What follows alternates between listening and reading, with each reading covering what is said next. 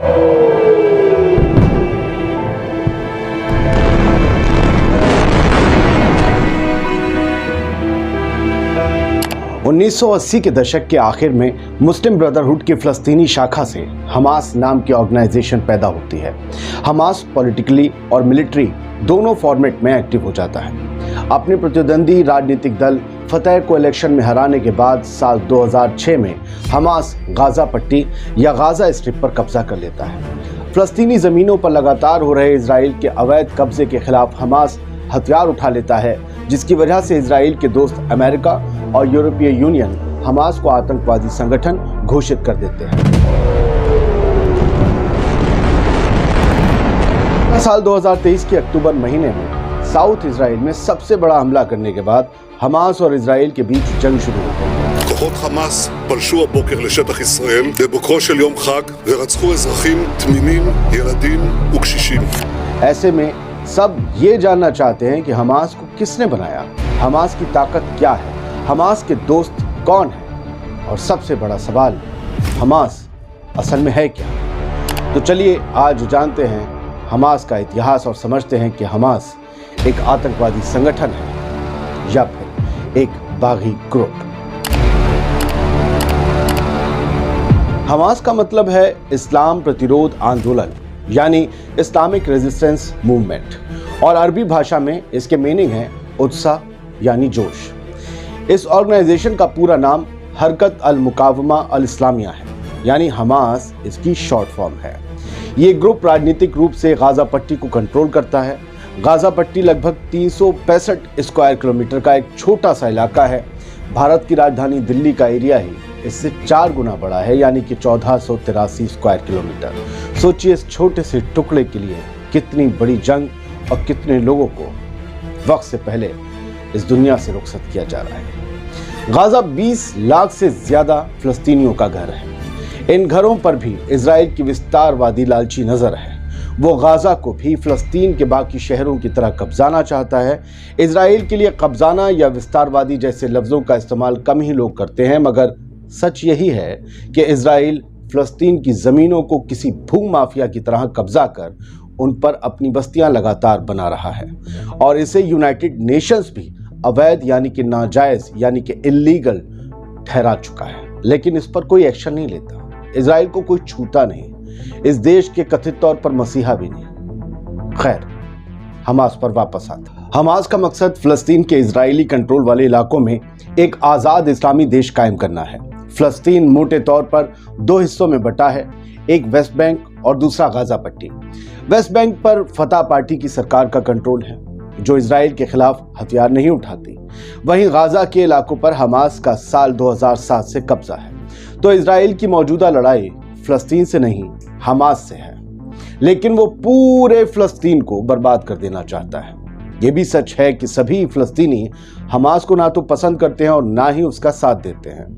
यानी फ़लस्तीन के हक में अगर कोई नारे लगाता है तो इसका मतलब ये नहीं कि वो हमास की जिंदाबाद कर रहा है, क्योंकि फ़लस्तीन में ही रहकर सब हमास के पक्ष में नहीं है।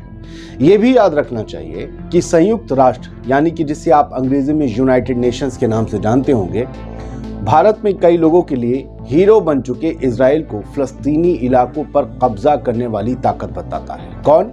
United Nations.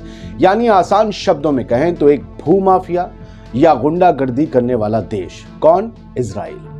साल 1967 में अरब देशों और इजराइल के बीच 6 दिन तक चली जंग में जीत के बाद यहूदी सरकार का फ़लस्तीन के कई इलाकों पर कब्जा अंतर्राष्ट्रीय कानून का उल्लंघन माना जाता है। इसे जो लोग चाहें तो गूगल पर जाकर पढ़ सकते हैं। फ़लस्तीनी अथॉरिटी और फ़लस्तीन लिबरेशन ऑर्गेनाइजेशन PLO, जिसके नेता यासिर अराफात साहब हुआ करते थे, उसके मौजूदा चीफ राष्ट्रपति महमूद अब्बास के वफादार फतह के कमांडोज के खिलाफ एक मुख्तसर सी जंग के बाद 2007 से हमास गाजा पट्टी पर काबिज है। यहाँ आपने नोट किया होगा कि हमास ने फ़लस्तीन के मेन पॉलिटिकल धड़े से भी जंग लड़ी है, यानी वो अंदर भी जंग लड़ रहा है। पहले इंतिफादा के फौरन बाद हमास आंदोलन की स्थापना 1987 में गाजा में एक इमाम शेख अहमद यासीन और उनके साथी अब्दुल अजीज अल रंतीसी ने की थी। फ़लस्तीनी इलाकों पर इजराइल के कब्जे के खिलाफ इंतिफादा हुआ था। इंतिफादा को आमतौर पर लोग बगावत या विद्रोह से जोड़ लेते हैं, जबकि अरबी भाषा में इंतिफादा का मतलब है उथल पुथल या किसी से छुटकारा पाना होता है। तब इजराइल और फ़लस्तीन के बीच जब भी लड़ाई छिड़ती है तो इंतिफादा लफ्ज़ का इस्तेमाल सबसे ज़्यादा किया जाता है, क्योंकि फ़लस्तीनी इजरायलियों से छुटकारा पाना चाहते हैं जो उनकी ज़मीन पर लगातार कब्जा जमा रहे हैं। हमास एक आंदोलन की सूरत में मिस्र में मुस्लिम ब्रदरहुड की एक ब्रांच के तौर पर शुरू हुआ। ऐतिहासिक फ़लस्तीन यानी 1967 से पहले वाले फ़लस्तीन को आज़ाद कराने के मकसद से इजराइल के खिलाफ सशस्त्र संघर्ष या आर्म्ड कॉन्फ्लिक्ट को आगे बढ़ाना ज़रूरी था। इसीलिए एक military branch is Al Deen Al Qassam brigade बनाई गई। इसने इजरायली कब्जे के फ़लस्तीनी पीड़ितों को मदद भी पहुंचाई। हल्के हल्के हमास कुछ फ़लस्तीनियों के लिए हीरो बन गया, क्योंकि वो इजरायली सरकार और कट्टरपंथी यहूदियों के सताए उन फ़लस्तीनी मुसलमानों की मदद कर रहा था जिन्हें उन्हीं के देश और घर से बेदखल किया जा रहा था, उनकी ज़मीनें उनसे छीनी जा रही थीं। PLO के बरक्स हमास इजराइल को एक स्टेट के तौर पर मान्यता नहीं देता है, लेकिन 1967 की सरहदों के हिसाब से तय फ़लस्तीनी स्टेट को मंजूर करता है। हमास 1990 के दशक में इजराइल और PLO के बीच हुए ओस्लो शांति समझौते का हिंसक विरोध करता आया है। ओस्लो समझौता अगर अमल में आ जाता तो आज इजराइल और हमास दोनों तरफ से छेड़ी गई इस जंग में बेकसूर मारे ना जाते। आपको बता दूं कि इस समझौते से नाराज कट्टरपंथी यहूदियों ने अपने ही प्रधानमंत्री यानी इजराइल के एक प्रधानमंत्री के गोली मारकर हत्या कर दी थी। ओस्लो शांति समझौते को लेकर हम अलग से एक वीडियो बनाएंगे ताकि आप उसे समझ सकें। अब सवाल ये उठता है कि हमास इतना ताकतवर कैसे बना और उसके दोस्त और समर्थक कौन हैं? दरअसल हमास एक रीजनल अलायंस का हिस्सा है।